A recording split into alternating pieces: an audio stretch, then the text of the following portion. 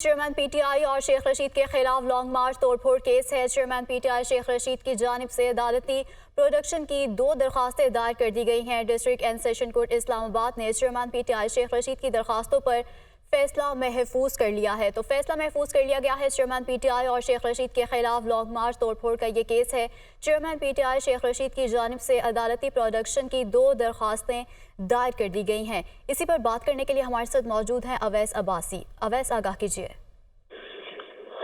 हाँ जी बिल्कुल। District and session court Islamabad में चेयरमैन पीटीआई और शेख रशीद के खिलाफ लॉन्ग मार्च तोड़फोड़ केस में जो एडिशनल सेशन जज शोएब बिलाल की अदालत में पीटीआई के वकील नईम मंजूथा पेश हुए हैं, जिसपे उन्होंने पीटीआई चेयरमैन और शेख रशीद के हवाले से कहा कि इन दोनों को अगवा किया गया, मुकम अपनाया और सिर्फ रिपोर्ट में जो चेयरमैन पीटीआई को जो है अदालत में पेश करने का हुक्म दिया जाए। उन्होंने अदालत से इस्तदा की। इसके साथ साथ ये भी है कि सुपरिटेंडेंट अटक जेल ने रिपोर्ट मांगी जाए और सिक्योरिटी खदशात का बहाना बनाकर चेयरमैन पीटीआई को अदालत में पेश नहीं किया जाता और उनके साथ कानून के मुताबिक कार्रवाई नहीं की जाती।